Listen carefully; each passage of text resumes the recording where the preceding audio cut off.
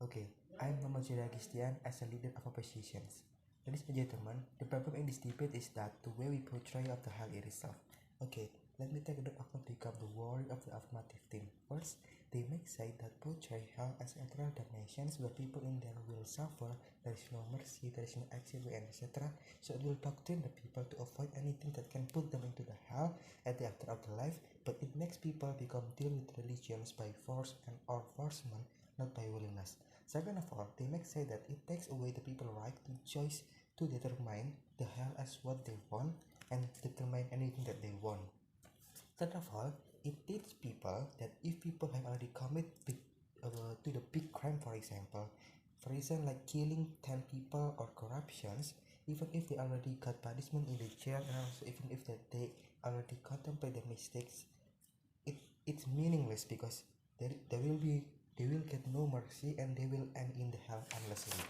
So that's why let's tackle down that argument one by one. First, if they say that people will follow religion's regulation by force, I extremely disagree with that because why? A this portrayal will not force anybody to follow and join the sub religions because there is two different kind of things, ladies and gentlemen. Because why? People still have their choice before they decide what kind of religion that they want to follow. And actually, whatever the religion is, the followers should commit and do the religion and do the regulations. And also, they already understands what kind of regulations that they need to follow and obey in the religion itself. Moreover, B, actually there is still a choice and willingness for them.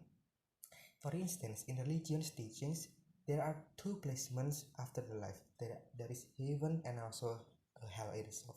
People get a choice and what kind of place that they want for their afterlife. For example, if they want to enter the heaven, so just avoid any disallowed things that can direct you to the hell itself. Second of all, about the right to determine the hell itself. I don't think so. It's a right for people because who can the one who can determine the hell itself or the religious regulations? There are only uh, three actors. First, the belief God. Second of all, the religious book, and also third of all, the religious leader. The belief God and the religious book, they are a superpower resource where any kind of religious belief and religious regulations coming from them, and also the religious leader, the one that have a deep learning and also understanding about religions. That's why the religious leader have a right to determine what is the right thing and why we should avoid that thing. So that's why we should not we might not enter the hell at the after of our life. Third of all, in for the third one, I will explain in my argument later. Okay, let's coming on to my definitions. The religion itself is a complex phenomenon where it includes a complex of emotion, feelings, and attitude towards perplexities of life itself. It's a legacy that should be maintained and cannot be changed easily because religion regulation in the implementations is become the regulator that manages people's life itself. So, as a follower that believe and accept the religion itself, we should follow and also obey all of the regulations inside the religion itself.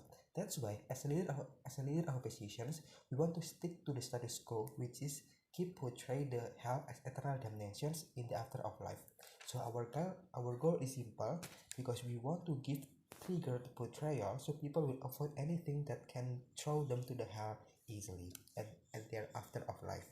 And in order to reach our goal, we will use the power of belief God, religious book, and religious leader as a guide to maintain and also manage their people or their follower itself.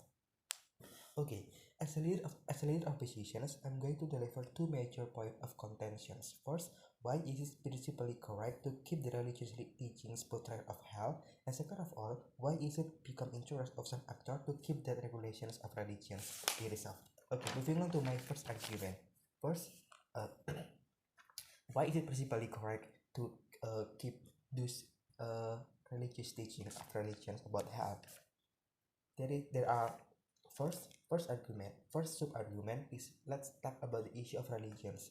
For example, in the religious community and religious leader, they have a responsibility and task to articulate the value from the religious book and implement some actions that to the people, so people can use it and also implement it in their daily basis. The instrument that they can use is by religious teachings itself. In the case of portrayal of the hell itself, I think it's already regulated in the religious books and become the rule that all of the followers need to obey about that. Even if the affirmative things say that right now world is developed and progressive, so uh, world will any world will develop with any kind of understanding development. So religions should not be so conservative and need to follow the progressivity itself.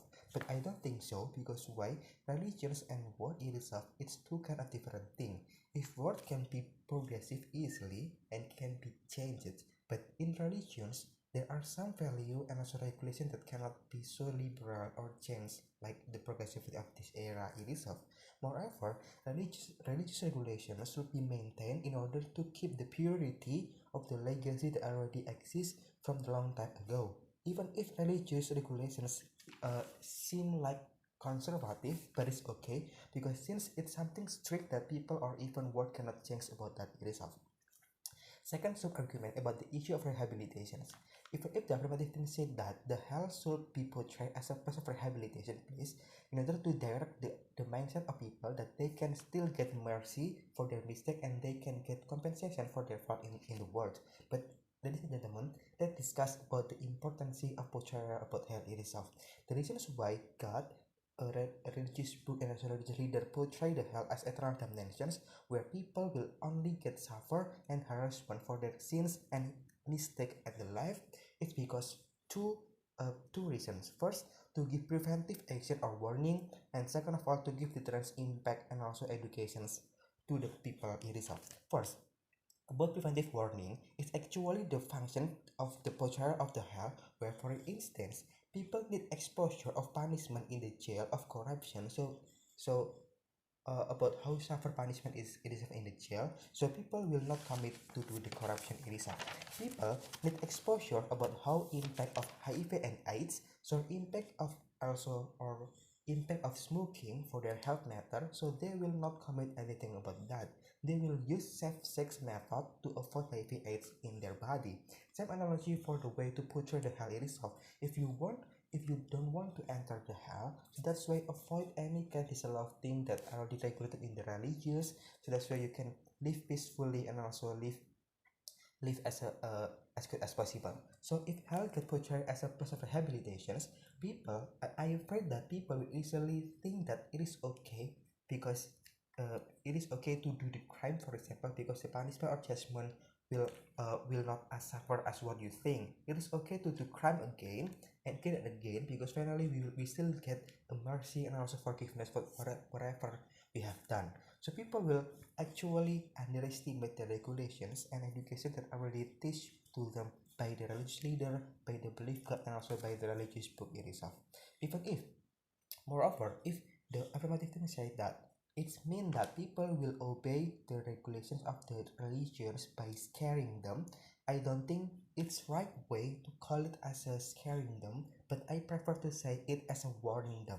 For example, in the case of suicide, we already know that suicide is a choice for people to commit in their life, for example, but religious leader and also religious book in the religions already explains that suicide is not a right thing, and in the religious book it say that there will be a punishment after of life for suicide that you already commit, and you will enter the hell itself. But it never erase your choice and your options if you want to do the suicide yourself. That's why people still have their right to choose whatever they want, and religions is only become the method or mechanism to give them optional and also the comparisons way to them as to do in their life. Second sub argument, second reasons, because it will give a deterrence effects. So for instance, if some people have already do killed someone and then they realize that they will get big judgment and punishment after of life, they will not commit to do that things anymore. For example, even if the affirmative thing said again that it's still a portrayal. No one really knows the real truth it itself. That's why, as a religious leader, for example, there is the portrayal in order to prepare people as good as possible in run their religion's rule and avoid any disallowed thing in their life.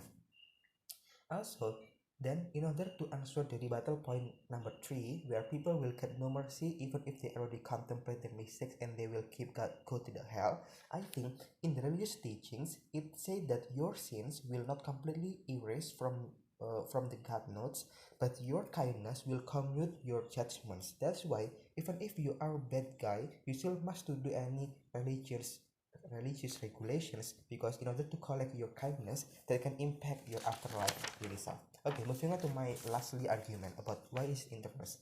First, to the actor of religious leader, it's their interest because first they need to keep maintain their followers and it is kind of their responsibility. That's why right now there are religious leaders that coming out to the digital way like Ustaz Adi Hidayat or Abdul Somad, because right now with any kind of globalization impact it can influence the people, and also it can influence the habitual people that is direct them to do something that is allowed, and also can direct them into the hell at their after of life.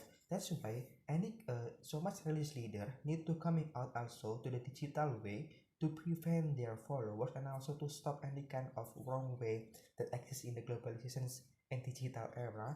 So that's why it can maintain their followers itself. Second of all, in order to maintain the value of the religions, because religious leader and religious community have responsibility to maintain their religions, so people will not underestimate the regulation and punishment and also any kind of value that exists inside the religion itself.